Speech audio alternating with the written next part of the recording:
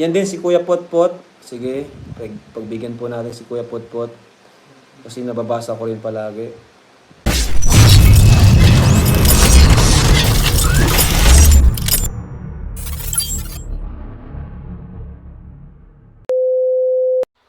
Hello guys! Welcome to my YouTube channel. This is Kuya Potpot Vlog at meron tayong isang reaction video mula po sa latest upload po ni Kalinga Prab, kung saan ay binisita niya po si Maruya Girl at doon ay nalaman niya at kinagulat niya na malapit na pala itong magdebo o mag 18th birthday sa darating na November 23 guys, no? At syempre bago tayo magsimula mag-reaction ay mag-shoutout po muna tayo. May galap shoutout po sa ama ng Kalingap na si Kuya Bal Santos Matubang, Ate Edna Vlogs, Kalinga Prab, 10 ng kanyang mga kasama. At siyempre, mega love shoutout po sa lahat ng sumusuporta sa buong team Kalingap. Isang mapagpalang umaga, tanghali o gabi mga Kalingap, saan man kayo naroon, naway lagi po kayong gabayan ng ating Panginoon guys. So, simulan natin ating isang masayang reaction video, no?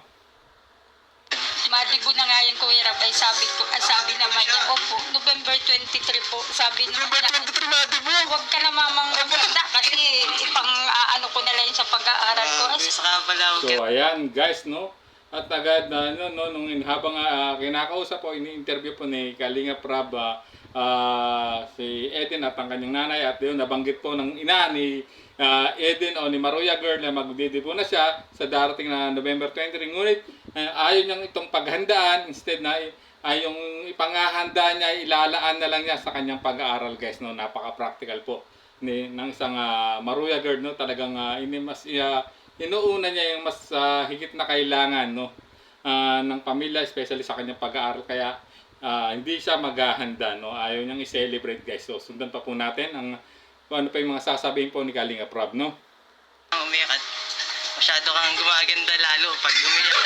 Nakakawa po kasi. Nakakawa. Grabe, ayan, bumanap na naman si Kalingap Lolo o si MJ, no? Kung talagang umuhugot din, no? Nagpa-punchline din, no? Kay Eden, na talaga namang natatawa si Eden sa kanya, guys. At sundan pa po natin, guys. Hello. Bira ka, Lolo. Basic lang kita. Kaya pala laging naubos yung paninda. Alam ko na kung bakit. Sabi nga ni Papa niya, dapat ikaw lagi ang magbabantay dyan para nauubos ang tinda natin. Kahit hindi po gutom, mabili po. So, ayan, guys, no? Agad naman ding, sinigundahan ng nanay na mas, sabi nga daw ng tatay ni Eden na mas maganda siya na lang daw lagi ang magbantay dun sa paninda nilang Maruya. Bakit kaya, no? Kasi alam natin, talagang nakita niyo naman napakaganda po na Eden, na talagang lagi po naka-smile kahit may pinagdadaanan, ano lang siya, kalmado, no guys, lagi lang siya nakangiti guys. So sundan pa po natin. Ano ba pamal kay Arjon? Madibo na pala siya, no? November 23 po. Madibo na pala si... Ano naman siya, kahit hindi na daw siya, kahit wala mamang handa, basta makapag-aral ako.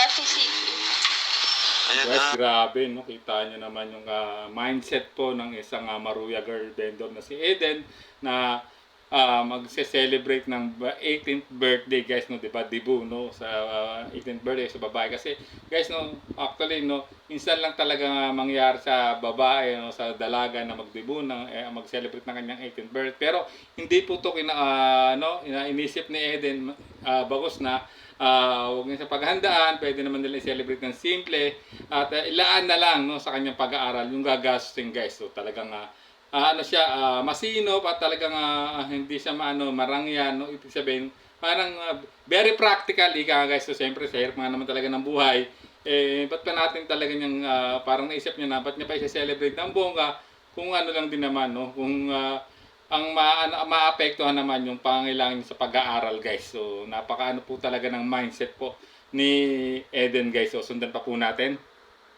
So madibo ka na pala, Eden. Ano yung birthday wish mo dito? Yung malapit na birthday mo. Anong gusto mong mangyari? gusto ko lang naman po mangyari sa birthday ko po ay sana po mag-asenso po kami sa buhay po. Lalo pong magsikap para hindi na po kami problema sa mga pangangailangan po. So ayun guys, yun lang ang wish niya guys, no. yung umasenso sa buhay, siyempre minsan talagang pinaprioridad niya yung kinabukasan niya, guys, ibig sabihin. So kaya kahit hindi siya maghanda, kung di ba, no, at minsan gusto niya ay yung umasenso, umangat yung pamumuhay nila na hindi habang buhay o habang panahon ganyan lang sila nagtitinda ng maruyan at nakikita no diyan sa kanilang tinitirahan ngayon, guys, no, talagang napakaano po ng mindset niya na talagang iba na mag-isip, medyo matured na talagang mag-isip, guys, no, na mas gusto niya, yun ang wish niya sa darating na birthday niya na makaano siya, umasenso sila, makatapos siya ng pag-aaral, guys, no, para magkaroon na naman sila ng maginhawang buhay ang kanyang pamilya, guys. So sundan pa po natin.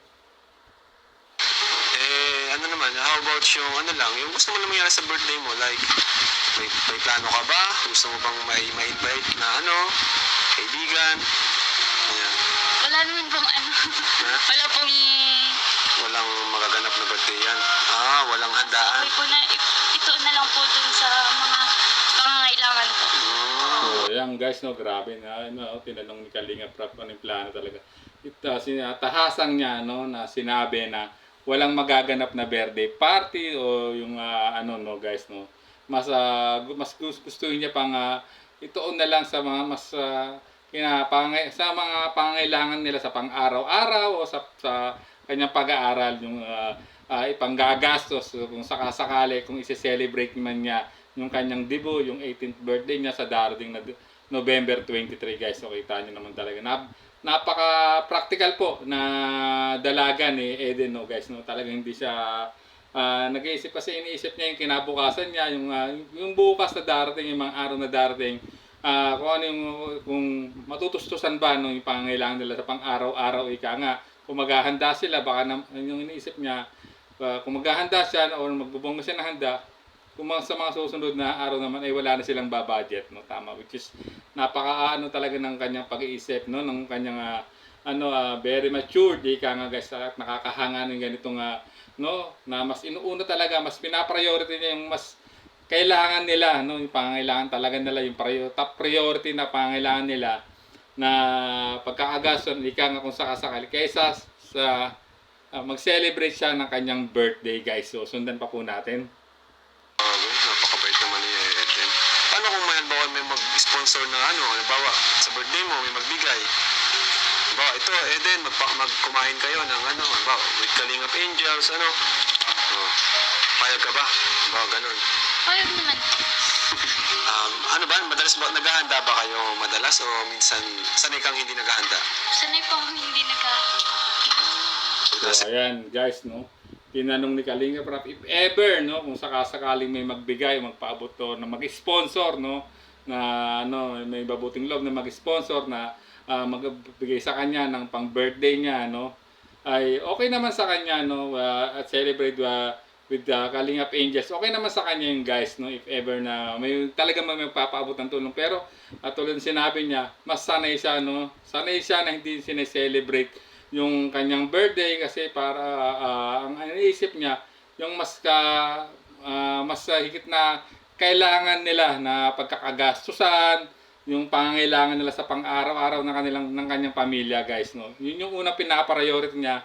Parang inisang tabi na lang niya yung birthday, parang para sa kanya normal na araw na lang yung, guys. So grabe, nakakahanga talaga tong si Maruya girl na si Eden, guys, no. Talagang sanay siya, no, na hindi talaga mag-celebrate ng kanyang birthday, guys. So sundan pa po natin. Celebrate siya ng birthday, wala lang, ganun. Malay mo, yung birthday mo, November 23? Po? November 23? Ngayon, malay mo, November 23, may sumagot ng pang-cake mo, pang-pansit.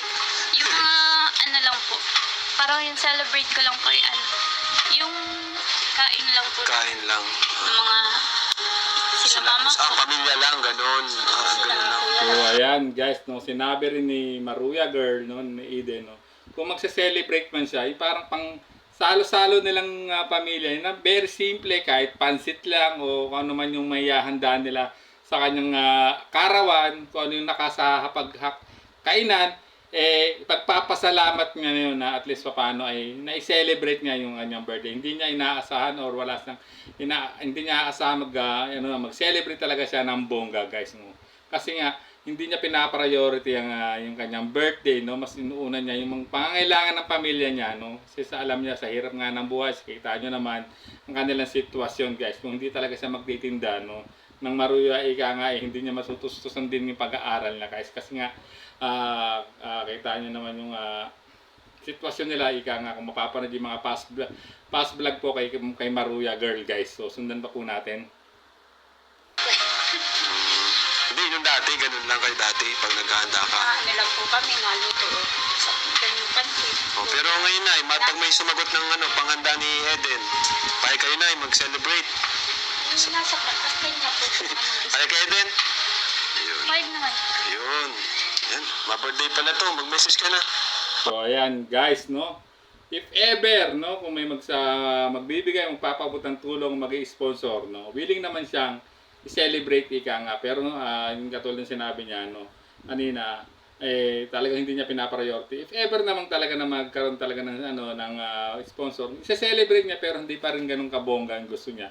Simple lang, salo-salo lang silang pamilya, guys. Nga, or pwede niya rin invite yung ibang Kalingap Angels na i-celebrate yung kanyang birthday, guys. Basta yung very simple lang, no, yung very practical nga, guys, yung hindi talaga sila gagastos ng malaki kasi nga sa hirap ng buhay, sa sitwasyon nila, hindi niya nagiging priority yung ganun gumastos sa kanyang darating na kaarawan. Even ito ay 18th birthday niya, no, o debut pa niya, no, sa darating na November 23, guys. So sundan pa po natin kung ano yung mensahe naman po dun sa ni Kalingap Rob.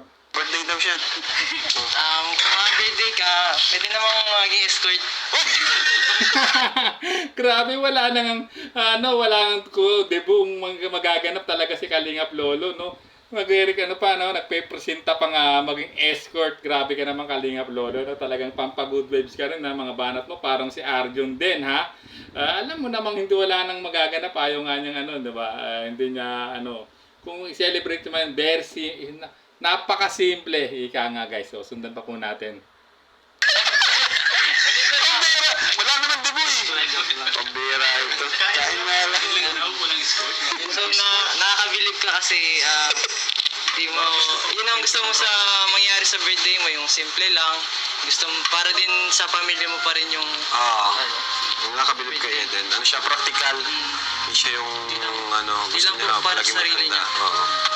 So ayun, guys, nabibilip si Kalingap Lolo at in-advise niya na talagang mas pinapriority yung pangailangan ng pamilya niya.